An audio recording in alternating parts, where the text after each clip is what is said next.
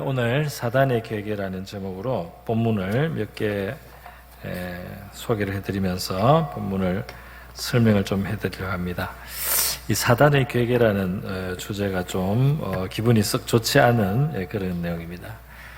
근데 우리가 이제 그 적을 알고 나를 알아야지 우리가 싸움에서 이길 수 있듯이 우리가 사단을 이기기 위해서는 사단은 어떤 방식으로 사람을 계책을 세우고 계계를 쓰는가 하는 것을 우리가 이제 이해를 하는 것이 꼭 필요한 줄 믿습니다. 먼저는 제가 오늘 이 본문은 세 번째로 소개를 할 거고요. 첫 번째로는 우리 창세기로 가서 이제 처음 봐야 되겠습니다. 창세기 3장에 사단의 계계를 먼저 제가 설명을 드리고요. 그 다음에는 민수기 25장 좀 가서 하나 또 설명드리고, 마지막으로 여기 고린도후서 2장에 있는 사단과 관련된 그 내용으로 설명을 드리겠습니다. 먼저 창세기 3장에서 우리 인류가 타락하는 장면이 소개가 되어 있습니다. 그때 이 뱀이 등장을 하는데요. 이 뱀은 마귀의 도구가 된 것으로 우리 그렇게 이해를 하고, 또 마귀의 별명이 그래서 이제 또 뱀이 됐습니다. 하나님께서 금하여서 먹지 말라고 하신 선과 악을 알게 하는 나무의 실과가 있는데요. 그것을 뱀이 먹게, 그러니까 이제 그 뱀을 통해서 사탄이 사람을 유혹을 해서 이제 먹게 만드는, 이제 그것이 인류를 타락하게 한 사탄의 첫 번째 이제 그 등장의 모습이라고 할 수 있겠습니다.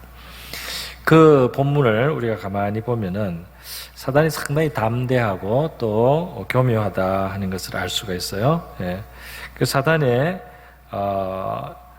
사단이 이 접근을 해서 그 여자를 하나님이 금하신 나무 실과를 먹게 만들고, 또 그 여자를 통해서 그 남편이 또 그 실과를 먹게 만듭니다. 이건 이제 하나님이 금하신 선과 악을 알게 하는 나무의 실과, 그것은 이제 하나님의 주권을 상징하고, 피조물인 인간은 하나님의 대리자로서 이 하나님을 뒤에 업고 또 하나님의 형상으로 지음을 받은 존재로 이 피조물 중에 아무것도 비교할 수 없는 그런 존귀와 영광을 가졌음에도 불구하고 이 사탄의 게임을 받게 되는데요. 이제 그것이 사단이 참 굉장히 이 괴계가 깊다고 할 수가 있겠습니다. 하나님은 하나님의 주권을 상징하는 선과 악을 알게 하는 나무의 실과 하나를 사람에게 금하셨고, 모든 것을 허락을 하시고 마음대로 먹을 수 있게 또 누릴 수 있게 그렇게 해주셨습니다.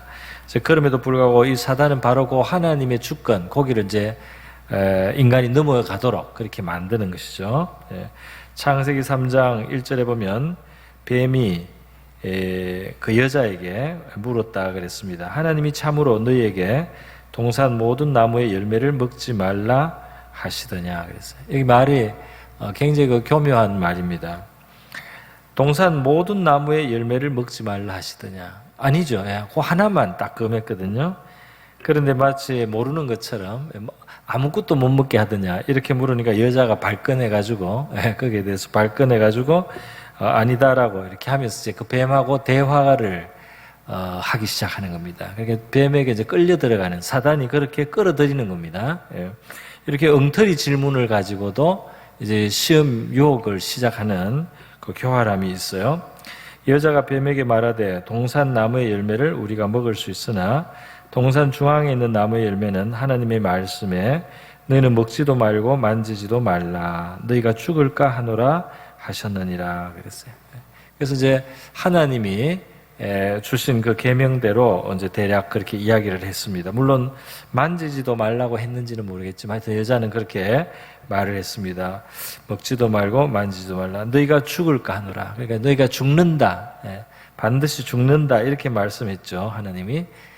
그래서 어떤 사람은 죽을까 하노라 하는 것은 조금 약하다 그렇게 또 설명하기도 합니다. 어쨌든 여자는 그래도 이것이 금했다는 것은 기억을 하고 뱀에게 대꾸를 했는데요. 이 뱀은 그 다음 여자에게 말하기를 너희가 결코 죽지 아니하리라. 딱 하나님의 맞서는, 정말 담대합니다. 그런데 이렇게 이제 거짓은 이렇게 들어오는 거죠. 아주 크게, 아주 그냥 당당하게 사실이 아닌데 사실인 것처럼 그렇게 이야기를 하는 것입니다. 결코 죽지 아니하리라.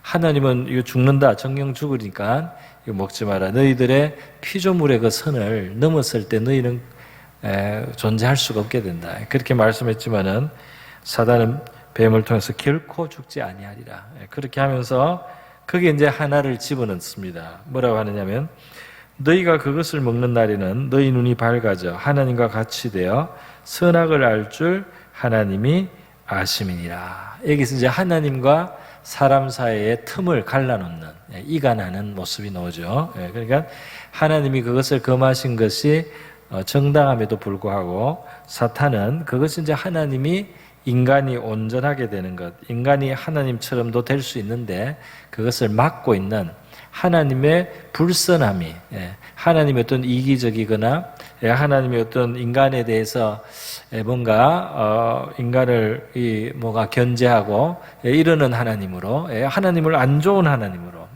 나쁜 하나님으로 이렇게 이제 제시를 했다 이 말입니다. 그러니까 이것이 이제 사탄이 하는 일인데 결국 하나님에 대해서 우리에게 거짓말을 하는 것이고, 그러면서 하나님이 정하신 법, 우리가 살고 우리의 생명을 풍성히 누릴 수 있게 하나님이 주신 그 계명을 넘어서게 만드는 거죠. 그래야지 너희가 더 자유로워진다, 너희가 더 온전해진다, 너희가 더 완전한 데 이룰 수 있다. 이렇게 하면서 하나님의 말씀을 정면으로 이제 무시를 하고 있습니다. 오늘날도 이제 뭐 동성애 문제 때문에 지금 우리가 많이 신경을 써야 되는 이런 상황이 되는데 아주 큰 거짓말이 여기에도 있습니다. 어떻게 바른 정보를 지금 알 수도 없게 만들어놨어요, 인권위원회는. 그래서 이게 언론 보도에서 지금 청소년들 이 동성애 문제로 말이죠, 이 에이즈 확산되고 있는 거, 이거 사실 객관적인 사실인데 이걸 다 감춰놓고요, 이것을 인권의 이름으로 계속 그냥 이제 보도도 못하고 문제되는 거 보도 하나 못하게 한 상태에서 법을 만들고 있는 이런 것도 정말 대담한 시도라고 할 수 있습니다. 지금 뭐 남자 여자 결혼을 합법화하려는 그런 법을 또 시도를 하지를 않는가. 성경이 수천 년 동안 인류 역사의 등불의 역할을 하고 인류 문명을 여기까지 오게 하는데 아주 중요한 역할을 하는 것이 성경이에요. 여기 같이 살아계신 하나님이 가지고 있는 기준, 그 법이 있기 때문에 이 법학 자체도 그거에 영향을 받고 발전을 해온 거예요. 그럼에도 불구하고 이제는 성경에 있는 것이 처벌 대상이 될 수 있는 이런 담대함을 가지고 사단이 나오는 거죠. 그러니까 이런 지금 우리의 문화 속에 사단의 역사는 이 에덴에서 있던 것이 다가 아니고 지금도 바로 우리의 현실 속에서 이 국가와 사회를 향해서 엄청난 사탄의 괴계가 역사하고 있다, 이렇게 생각할 수 있겠습니다. 여러분, 사탄의 말은 거짓말입니다. 거짓말이에요. 그래서 이것이 사단이 인간을 파멸로 몰아가고 또 인간을 파괴하고 해롭게 할 수 있는 방법은 진리의 하나님, 진리의 세계에서 인간이 거짓을 믿고 거짓에 입각한 행동을 하게 만드는 것입니다. 그러면 인간은 파괴되는 거예요. 이게 진리의 세계의 질서와 이 법칙이 있는데 그거를 깨트리게 하고 그걸 넘어서게 함으로써 인간 스스로가 더 이상 존재할 수 없거나 또는 거기에서 어떤 누릴 수 있는 것들을 다 깨트리고 망칠 수밖에 없도록 그렇게 마귀는 유혹을 하는 것입니다. 요한복음 8장에서 예수님께서 사단에 대해서, 마귀에 대해서, 마귀는 뭐 사단의 다른 이름이라고 하겠습니다, 이렇게 말씀하죠. 너희는 너희 아비 마귀에게서 났으니 너희 아비의 욕심대로 너희도 행하고자 하느니라. 그는 처음부터 살인한 자요 진리가 그 속에 없으므로 진리에 서지 못하고 거짓을 말할 때마다 제 것으로 말하나니 이는 그가 거짓말쟁이요 거짓의 아비가 되었습니다. 이게 마귀의 방법이라고 하는 거짓이에요. 거짓말 해가지고 그 거짓말을 듣고 따라가면 사람이 죽는 거예요. 그 인류가 마귀의 말을 듣고 죽지 아니하리라, 결코 죽지 아니하리라, 하나님이 죽는다고 해도 마귀는 죽지 아니하리라, 오히려 그걸 먹으면 더 좋아지는데 더 나아지는데 하나님이 너희를 사랑하지 않아서 너희를 더 낮게 만들려고, 너희를 더 밑에 낮춰 놓으려고 못 먹게 하는 게 먹으라는 이 거짓말을 이제 받아들였어요. 그것을 받아들일 때 인간이 사망 아래 들어가게 된 겁니다. 사망 아래 들어가요. 그래서 속이고 죽였다 말이죠. 살인자요, 그리고 거짓말장이요, 거짓사위다. 그렇기 때문에 오늘 우리 믿는 사람들이 거짓에 대해서 상당히 경각을 해야 되고, 우리 자신도 거짓말하거나 남을 속이거나 이렇게 하는 것에 대해서 상당히 경계심을 가질 필요가 있습니다. 하나님은 진리고 빛의 속성은 참되고 진실한 것인데요. 우리가 어린아이들을 위해서나 이게 못 알아들으니까 우리 수준으로 말을 바꿔서 이렇게 하기도 하고 하는 이런 거 말고, 자기 이익을 위해서나 남을 공격하기 위해서 거짓말하는 거 말이죠. 이것은 마귀적인 거다 말이에요.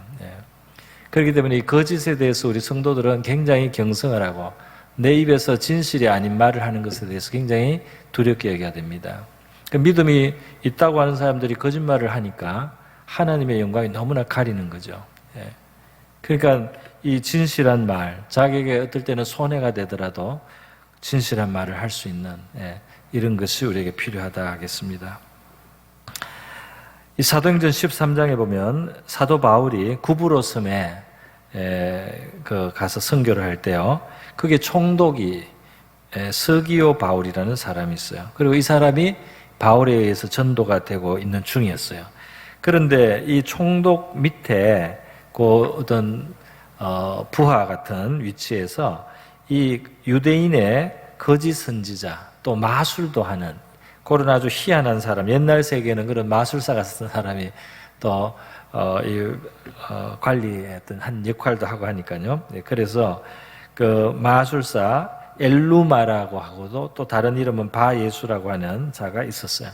이 사람이 자기가 모시는 총독이 예수의 복음을 이제 듣고 사도 바울에 의해서 자꾸 전도가 되려고 하는 것을 보고 그걸 회방을 했습니다. 그걸 자꾸 이제 가로막고 거기에서 자꾸 이제 그걸 틀려고 이렇게 시도를 했어요. 그럴 때 사도 바울이 이제 이 하나님의 거룩한 그 분으로 그를 꾸짖었습니다. 그래서 모든 거짓과 악행이 가득한 자요, 마귀의 자식이요, 모든 의의 원수요, 주의 바른 길을 굽게 하기를 그치지 아니하겠느냐 하고 그를 책망했는데요. 그 이제 잠시 눈이 머는 거죠. 이 책망을 받고 그 눈이 잠시 멀었습니다. 자, 이렇게 할 때 사도 바울이 그를 책망할 때 복음이 증거되고 전파되는 것을 방해하던 그를 거짓과 악행이 가득한 자요, 마귀의 자식이요, 의의 원수요 그랬습니다. 그렇기 때문에 우리가 이 거짓말하는 거, 혹시라도 이게 습관이 된 사람들이 있어요. 습관이 되면 아무렇지도 않게 자꾸 하게 되는데 굉장히 나쁩니다.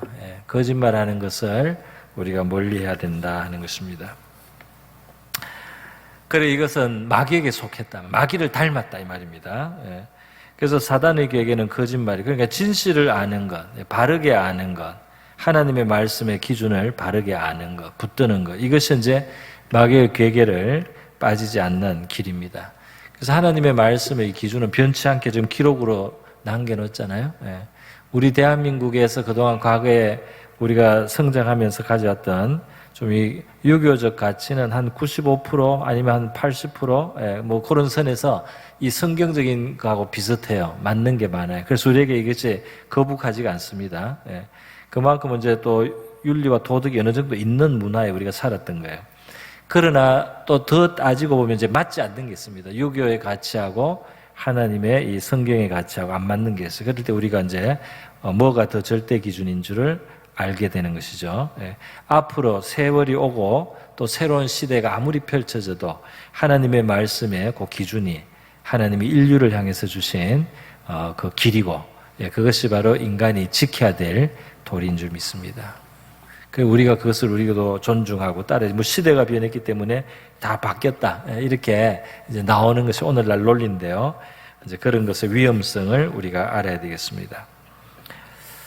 이것이 첫 번째예요. 마귀에게 첫 번째는 하나님의 진리를 부정하고 거짓말로 인류가 그걸 받아들였을 때 패망할 수 있는 그런 것들을 제시한다 이 말이죠. 오늘날 이 인권이다 말이죠. 인권의 이름으로 동성들의 성행위 이런 거 인정돼야 된다. 비방도 하면 안 된다.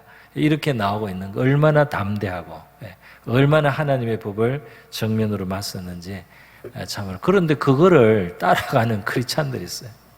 그거를 용납을 하려고 그래요. 뭐 불쌍하다 그러고. 물론 불쌍합니다. 그러나 여러분, 그것을 고치지 않으면 더 불쌍해요. 거기에서 나오게 괴롭더라도, 그것 때문에 스트레스를 받더라도 이 그리스도인들이 주장하는 것 때문에 고칠 수 있는 여지가 있어야 되는데, 그걸 정당화해주고 인정해주면 그냥 죽도록 내버려 두는 거잖아요. 그냥 패망하게 두는 거잖아요. 절대로 인권을 위한 것이 아니고 그 심판으로 가는 것을 방임하는 악이 된다 이 말이에요. 동성애를 반대하는 것은 사랑이 아닌 것이 아니고 반대하는 것이 사랑입니다.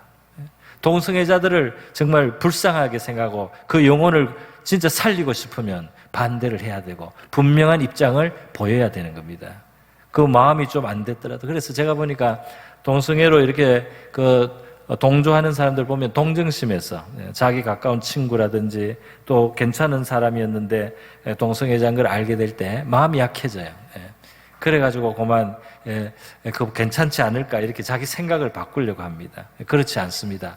하나님의 말씀이 굉장히 분명하게 보여주시고 있기 때문에 그대로 우리는 붙들어야 되고 거기에 서서 그 사람을 내게로 끌고 와야지 내가 끌려가면은 그 사람도 망하게 하는 거다 이 말이에요. 그러므로 오늘 담대한 마귀의 거짓말이 있는 세계에 우리가 살고 있어요. 그렇기 때문에 우리가 마귀의 거짓말이 결국 가져다 주는 것은 사망이다 뭐죠. 정령 죽게 만드는, 정령 저주로 들어가는 바로 그거기 때문에 우리가 굳세게 하나님의 진리를 주장해야 될 줄 믿습니다. 여러분, 사단의 계계가 또 하나 있습니다. 그것이 뭐냐면은 사단이 사실 굉장히 대단하고 무섭게 보이지만 이 영적인 질서와 법칙이 존재하는 세계예요. 그렇기 때문에 인간이 스스로를 팔지 않으면 인간은 마귀에게 지지 않습니다.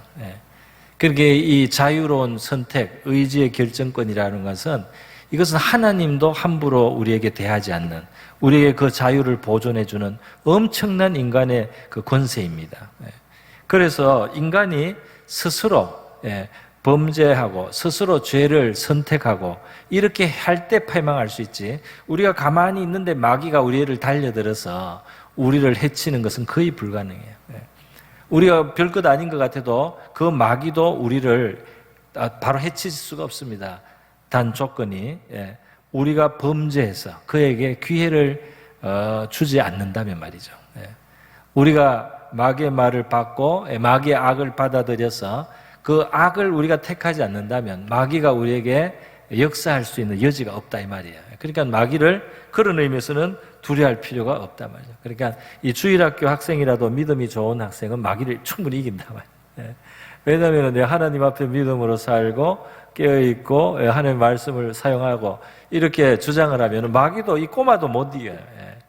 그러나 아무리 똑똑하고 또 아무리 뭘 배운 사람이라 할 때도 우리가 죄를 선택하고 마귀의 올무를 우리가 받아들이고 그 미끼를 물면은 그때야 마귀가 우리를 해칠 수가 있다 이겁니다. 그거를 우리가, 그러니까 마귀의 어떤 능력, 희한한 능력, 마귀의 무슨 대단한 어떤 괴력이 있어서 우리를 확 이렇게 공격할 수가 없어요.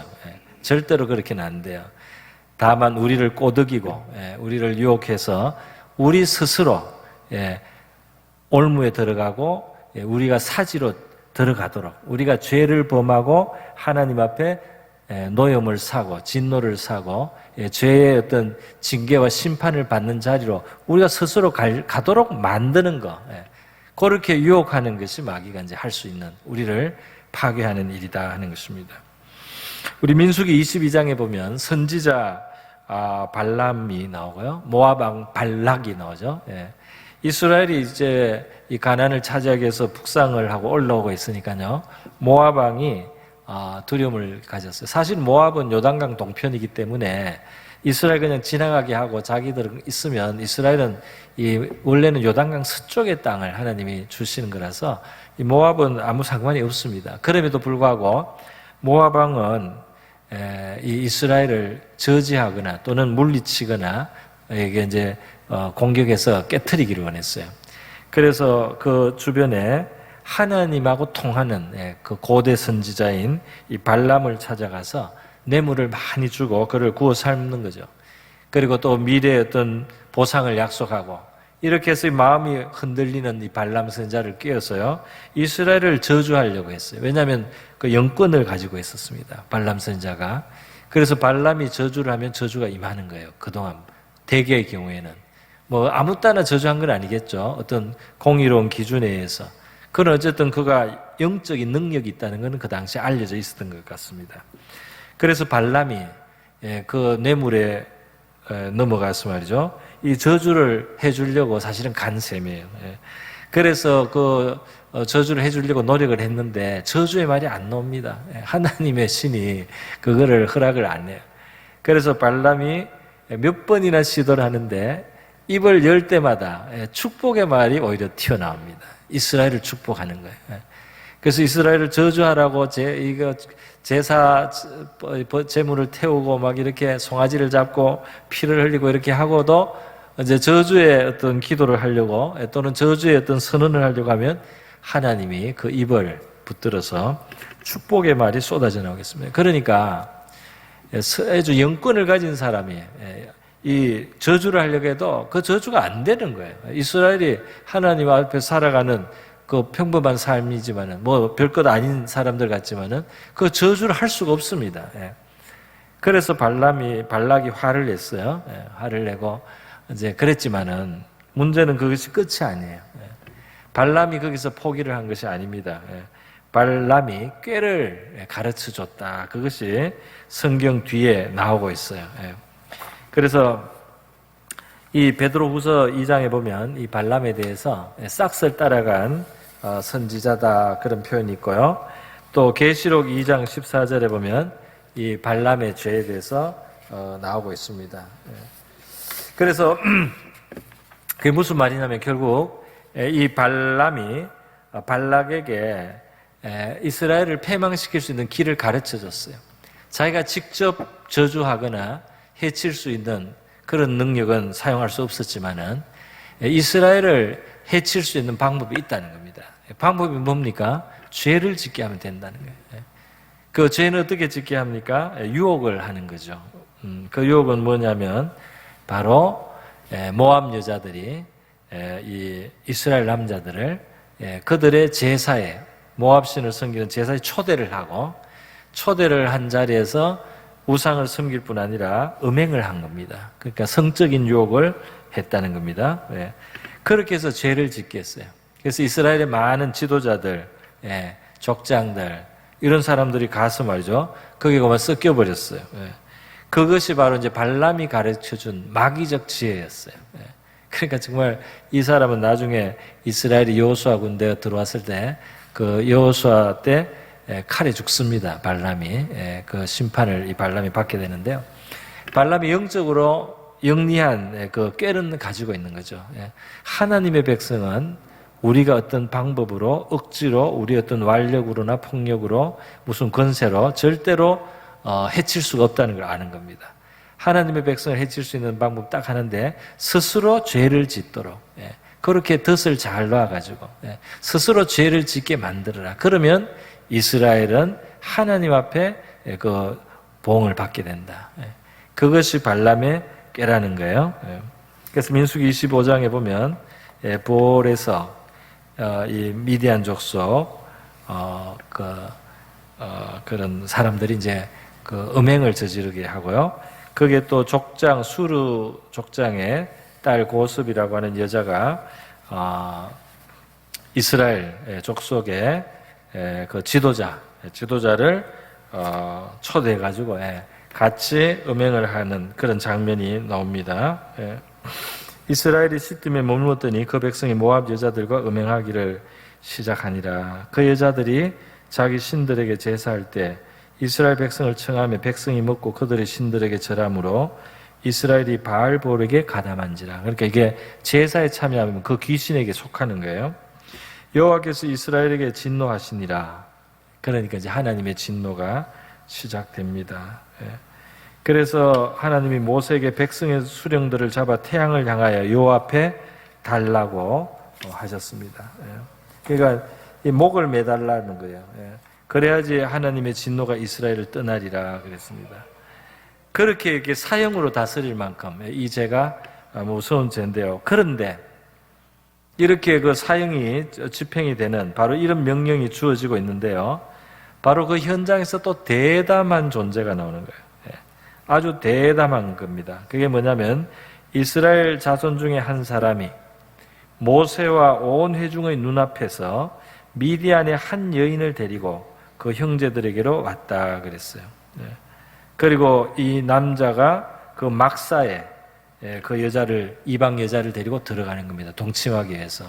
그러니까 얼마나 대담한지 알 수가 있어요. 너무 대담해가지고 사람들이 의의가 없는 이런 장면이 일어났습니다. 어쩔 줄을 모르는 그런 상황인데요. 이때 비느하스라고 하는 아론의 손자 엘르아스의 아들 제사장 비느하스가 그것을 보고 일어나서 손에 창을 들고 막사에 따라가서 찔러서 두 사람을 한 창에 깨었다 그랬습니다. 그래서 두 사람이 죽었는데요. 이거 너무 좀 심하지 않습니까? 아니에요. 이 창으로 그걸 징계하기 전에 이스라엘의 연병이 이미 시작이 되어가지고 24,000명이 죽고 있었어요. 그 죄 때문에. 24,000명이 죽고 있는데 또 그 죄를 또 두려워하지 않고 짓는 것을 보고 비느하스가 창으로 찔렀습니다. 자, 그래서 이 남자와 그 여자가 죽었는데요. 이 남자는 시므온 사람이고 시므리라는 그런 한 백성의 지도자입니다. 이 남자와 또 그 고스비라고 하는 미디안 여자가 한 창에 죽는 그 순간 하나님의 심판이 만족이 됐어요. 그러니까 하나님 자비하시니까 그 죄를 심판하는, 스스로 심판하는 이스라엘의 하나님의 마음으로, 거룩함으로 그걸 심판한 이 일을 딱 하나님이 받으시고 연병이 딱 그쳤습니다. 그렇게 해서 이스라엘이 당하던 재앙이 그쳤다, 그렇게 돼 있어요. 그러니까 여러분, 이 사단의 계획에는 하나님의 백성으로 하여금 스스로 범죄케 하고 유혹에 끌려들어서 범죄함으로 하나님의 진노와 심판을 당하게 하는, 이것이 이제 마귀가 우리를 해칠 수 있는 유일한 방법이다 하는 것입니다. 이것이 우리가 사단에 대해서, 그리고 우리가 이제 스스로 이제 비느하스가 창으로 두 사람을 이제 찌른 것은 우리가 뭐 남을 찌르라고 제가 이렇게 말씀하는 게 아니고 우리에게 있어서는 우리 자신의 회개죠. 우리가 우리 자신을 하나님 앞에서 회개하고 또는 우리의 죄에 대한 그 보응으로 우리가 정말 진정한 회개를 할 때에 그건 이제 죄의 힘이 거치게 되는 것이죠. 죄의 힘이 거치게 된다. 이것이 마귀의 사단의 계획에 우리가 한번 살펴본 것입니다. 제가 마지막으로 한 가지만 더 말씀드리지 않겠습니다. 오늘 본문 고린도후서 2장에서 이 사단의 그 계획에 또는 계책에 대해서 언급이 나오고 있는데요. 이게 어떤 거냐? 이 한참 이야기를 하다가 우리가 그 사단에게 속지 않게 하려고 그 계책을 알지 못하는 바가 아니로다, 이렇게 끝났습니다. 이게 뭐냐면 용서의 문제예요. 용서의 문제를 이야기하다가 사단의 계책에 우리가 속지 않아야 된다, 그렇게 말한 겁니다. 이게 뭘까요? 고린도 전서에 보면 심각한 죄가 있어요. 고린도 교회 안에. 너무 이게 심각한 죄라서 이걸 징계하지 않으면 안 되는 겁니다. 그런데 그 당시에 사람들이 그 죄를 용납을 해줬어요. 잘못된 거죠. 사랑의 이름으로 용납을 한 것 같아요. 그런데 그것은 용납할 수 없는 죄였습니다. 그 용납할 수 없는 죄를 용납하는 것도 문제잖아요. 그러나 또 다른 문제가 있어요. 그건 뭐냐면 사도 바울의 말을 듣고 이들을 심판하고 그 사람을 징계를 한 겁니다. 교회에서 어떤 제약을 가한 거예요. 그런데 그 이후에 사람들이 다시는 용서를 안 하려고 하네요. 그 사람을 다시는 용서를 안 하려고 하는 마음이 생기는 거예요. 그래서 그 사람을 다시는 용서하지 않으려고 하는 그런 마음이 생겼을 때 사도 바울이 지금 용서하라는 말을 하는 겁니다. 이미 많이 근심했다. 이미 많이 회개했다. 이제 그걸 아는 거죠. 그렇기 때문에 어떤 사람이 물론 나쁜 죄를 지었을 때 징계를 해야 된단 말이에요. 그러나 그 사람이 정말 회개하고 뉘우쳤을 때는 그걸 받아주는 것이 하나님의 도리고 그 진리에 서는 것이다 말이죠.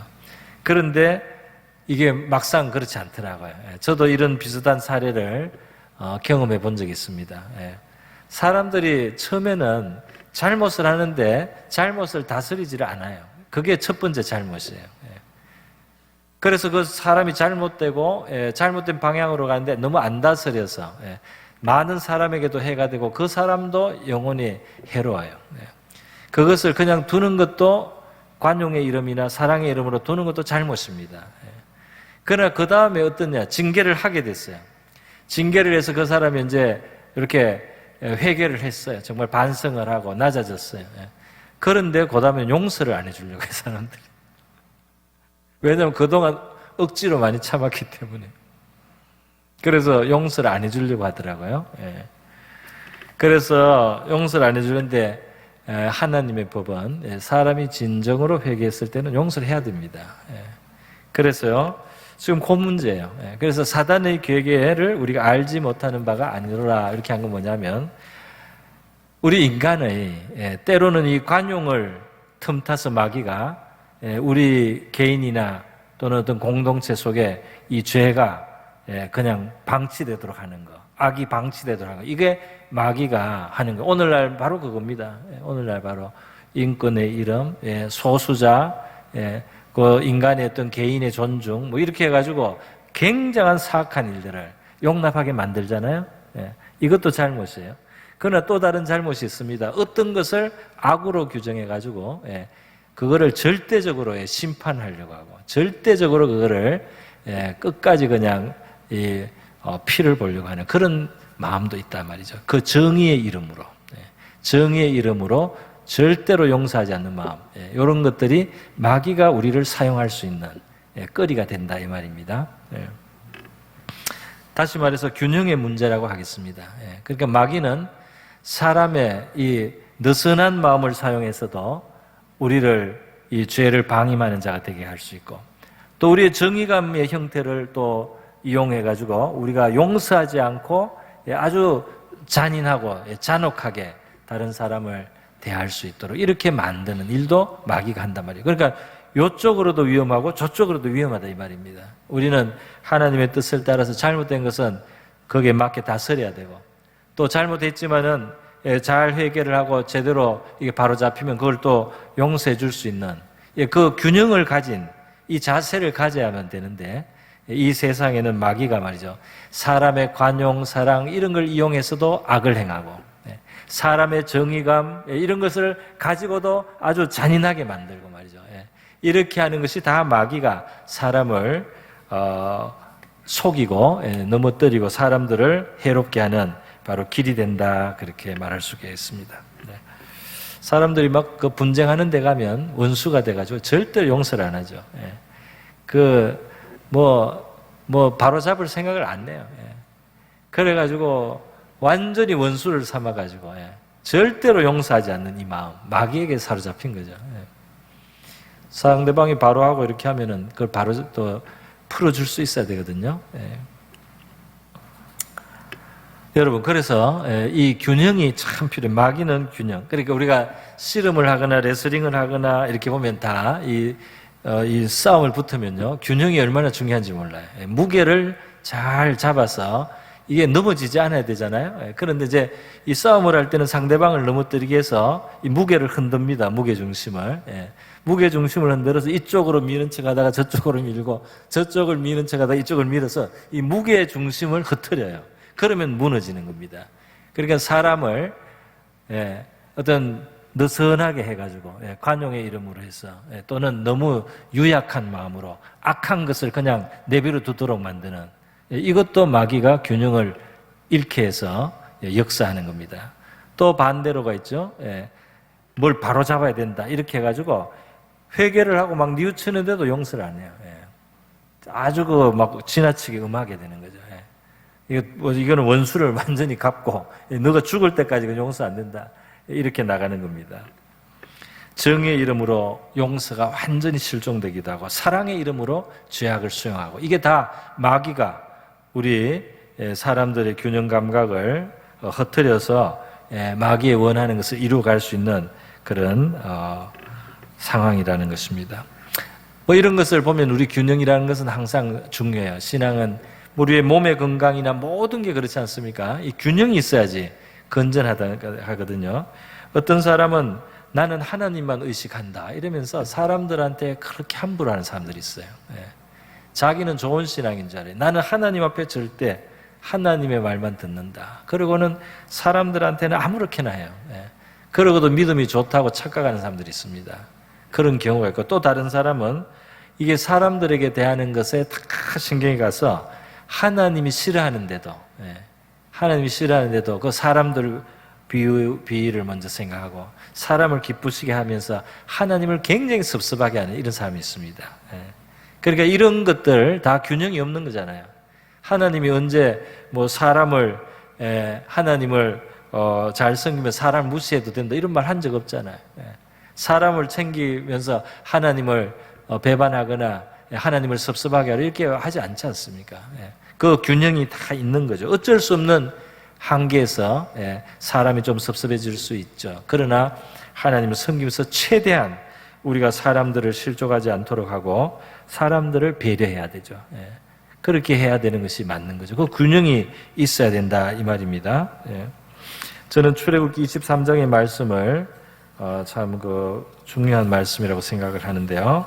그 말씀을 한번 소개를 해드리겠습니다. 한번 여러분도 한번 찾아보시기 바랍니다.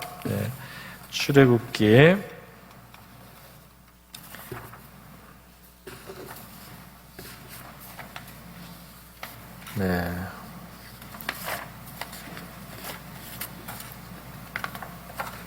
출애굽기 23장 2절부터 한번 볼까요? 출애굽기 23장 2절부터 6절까지 말씀인데요. 보겠습니다. 이거 자막이 없어요. 오늘 제가 시간이 없어서 이걸 못 드렸습니다. 같이 한번 읽어보겠습니다. 23장 2절부터 6절까지 시작. 다수를 따라 악을 행하지 말며 송사의 다수를 따라 부정당한 증거를 하지 말며 가난한 자의 송사라고 편벽되이 도하지 말지니라. 너가 만일 내 원수의 길 잃은 소나 나귀를 만나거든 반드시 그에게로 돌릴지며 너가 만일 너를 미워하는 자의 나귀가 짐을 싣고 엎드러짐을 보거든 삼가 버려두지 말고 그를 도와 그 짐을 부리울지니라. 너는 가난한 자의 송사라고 공평하지 않게 하지 말며 그랬습니다. 자, 이 정도로 보겠습니다. 그러니까 여기에 이 말씀을 보면은 다수를 따라서 악을 행할 수 있잖아요. 사람들이 다수가 이렇게 하면은 그게 옳지 않은 줄 알면서도 속으로는 이게 아닌데 하면서도 다수가 막 그게 괜찮은 것이냐 막 이렇게 하면은 자기 판단력을 상실해요. 근데 그러지 말라는 거예요. 자기 양심에 따라서 정말 진실하게 이게 과연 맞느냐 틀리냐를 생각하라는 거죠. 그래서 누군가는 바른 이야기를 해줘야지 또 다수가 잘못할 때 이게 바르게 되지 않습니까? 근데 눈치만 보고 다 많은 사람들이 하니까 그냥 거기에 묻어가지고 그러면 그냥 괜찮은 줄 알고 이렇게 하면서 악을 행할 가능성이 있다 이 말입니다. 이렇게 악을 해 군중심리에 빠져서요. 다수를 따라 부정당한 증거를 하지만 다른 사람이 다 그렇게 하니까 나도 그렇게 하는 게 그냥 편하겠다. 그렇게 하지 말라는 거예요. 내가 본대로, 내가 판단한 그대로 정직하란 말이에요. 그렇게 가르칩니다. 또 있습니다. 3절에 가난한 자의 송사라고 편벽되이 두하지 말라. 가난하니까 불쌍하다 이게 선입관이 있는 거예요. 그러지 마라. 판단을 할 때는 가난하냐 부하냐 이런 걸 가지고 이 사람이 선하고 악한 거를 선입관을 가지면 안 된다는 겁니다. 가난해도 잘못했을 수 있고 부자가 옳을 수도 있는 거죠. 그런데 가난한 편을 들면은 내가 정입니까? 그건 아니다 이 말이에요. 하나님이. 가난하기 때문에 편벽되이 두하지 말라는 거예요. 나는 이렇게 약자를 도와주는 좋은 사람입니다. 그렇게 하지 말란 말이에요. 오늘날 그리스도인들이 동성애자들 옹호해주면서 나는 마음이 너그러운 사람이야. 나는 불쌍히 여길 줄 아는 사람이야. 천만에. 그 사람 멸망하도록 도와줍니다. 잘못 생각하는 거란 말이에요. 또 6절에는 반대잖아요. 6절에는 가난한 자의 송사라고 공평치 않게 하지 말며 그 가난하다고 또 무시하는 사람도 있어요. 그래서 불공평하게 대할 수도 있단 말이에요. 그러니까 이게 가난하냐 부하냐 이런 거 말이죠. 다른 어떤 조건을 가지고 사람을 미리 선입관을 가지고 내가 도와주기로 하고 아니면 내가 이 사람 무시하기로 하고 이렇게 하지 마라 이 말이에요. 오늘날 정말 이런 일들이 너무 비일비재합니다. 있는 그대로 봐줘야죠. 뭐 그 사람이 있거나 없거나 어떤 지위와 신분이 있든지 그 사람이 옳을 수도 있고 틀릴 수도 있단 말이에요. 있는 그대로 보고 판단을 해주란 말이에요. 편가르기 하고 이러면 안 되죠. 가난한 사람 부자가 편가르기 하면 안 됩니다. 얼마나 나빠요. 4절 5절입니다. 여기에는 자기의 그 개인적인 감정을 넘어서라는 거예요. 개인적인 감정. 그건 뭡니까? 원수가 있어요. 어찌어찌 하다 보니까 사이가 나빠지고 서로 마음 상하는 일이 쌓여가지고 원수가 됐습니다. 그러나 내 사적인 사감은 사감이고 하나님의 말씀은 하나님의 말씀이다. 그러니까 이 어려움을 당한 사람, 그 소를 잃어버렸단 말이죠. 소가 나귀가 그 집을 외양간을 나가 돌아다니는데 내가 봤는데 원수의 소예요. 원수가 잃어버린 낙이에요. 그럼 어떻게 해야 됩니까? 우리 죄성은 그거 참 고소하다. 원수가 잃어버려서 얼마나 걱정하고 할까. 잘 됐다. 이렇게 하면 이게 죄입니다. 이게 악한 거예요. 내가 그 사람하고 사이 나쁜 건 나쁜 거고 그 사람의 재산, 귀한 재산이 지금 잃어져 가지고 이렇게 떠돌고 있으니까 이걸 내가 본 이상은 내가 이걸 가지고 그 사람한테 알려주든지 데려다 주든지 하는 것이 하나님이 바라는 겁니다. 이게 하나님이 옳게 여기시는 거다 이 말이에요. 오늘 내 편을 나누고 내하고 감정이 있냐 없냐 과거에 나하고 어떤 관계였냐 이걸 가지고 말이죠. 편을 갈라가지고 사람들이 얼마나 잘못된 비정상적인 갈등을 일으키고 싸웁니까? 그렇게 하면 안 되죠. 객관적으로 있는 그대로 사실대로 그리고 내 사감은 사감이고 여기에 옳은 것이 무엇인지를 생각하는 그것이 진짜 하나님의 백성다운 모습인 줄 믿습니다. 하나님의 백성. 하나님의 백성이라고 하면서도 손패를 짚고 말이죠. 당을 지어가지고 그래서는 안 되는 거예요. 너가 만일 너를 미워하는 자의 나귀가 짐을 싣고 엎드러짐을 보거든 삼가 버려두지 말고 그를 도와 그 짐을 부리울지니라. 그 나를 미워하는 사람이 나귀가 옆에 가다가 짐이 많아서 푹 쓰러졌는데 그 사람이 낑낑거리면서 일으킨단 말이죠. 그런데 우연히 내가 있었어요. 모른 척 할 수도 있죠. 그러나 그렇게 하지 마라. 그렇게 하면 하나님 앞에 악한 겁니다. 그 사람이 내하고 사이가 안 좋은 사람이지만은 나를 미워하는 사람이라 할지라도 그 나귀가 쓰러져 있고 그 사람이 그걸 일으키려고 애쓰고 있을 때 가서 도우라. 이것이 하나님 말씀이에요. 그렇게 해야 하나님의 자녀다운 거다. 하나님의 백성다운 거다 이 말입니다. 여러분, 오늘 제가 좀 이 말 저 말을 말씀을 드렸습니다. 우리 사단의 계획에는 우리 인간의 약점을 타는 거예요. 아주 담대하게 하나님 말씀을 깨고 마치 하나님이 우리에게 뭔가 해롭게 할 것처럼 이렇게 친구처럼 찾아왔지만 우리를 파괴하고 파멸시키려는 것이 사탄의 의도입니다. 담대하고 때로는 우리를 도와주는 것처럼 해도 하나님의 말씀의 잣대에 딱 비추어서 아니면 아닌 거고 그것은 우리가 죽는 길이면 절대로 받을 수가 없는 것입니다. 또 우리가 좌로나 우로나 치우치지 않아야 할 줄 믿습니다. 악에 대해서 너무 물렁해서도 안 되고요. 그리고 또 정의랍시고 용서하지 않는 가혹한 마음을 가지면 안 됩니다. 하나님 앞에서 행하고 하나님이 죄악을 다루시기도 하지만 하나님이 용서하시기도 하잖아요. 우리도 그대로 따라가야 할 줄 믿습니다. 때로 우리가 원수짓을 하는데 하나님 우리 어려울 때 도와주십니다. 그 원수에 쓰러진 것을 일으켜준단 말이죠. 그런 하나님의 자비하심이 우리의 삶 속에 있어요. 우리가 다 잘해서 하나님의 도움을 받는 게 아닙니다. 하나님의 관대하심이 너무 크기 때문에 우리에게 정말 합당치 않을 때도 어떨 때는 우리를 도와주셔요. 그리고 우리가 옳은 것이 아니에요. 바로 이런 하나님의 자비하심은 우리와 하나님의 관계를 회복하시기 위해서 우리가 하나님의 선하심을 알게 하시기 위해서 그렇게 할 때가 있습니다. 원수가 넘어졌을 때 원수의 나귀가 쓰러졌을 때 원수의 나귀를 잃었을 때 찾아주라. 그 원수와 사실은 화해를 할 수 있는 기회가 되는 거죠. 하나님의 그 생각과 지혜는 깊습니다. 그리고 의롭고요, 진실합니다. 우리 하나님의 백성답게 살아가면서 마귀의 계계를 극복하고 또 그게 함정에 빠지지 않는 저와 여러분 될 수 있기를 축원합니다.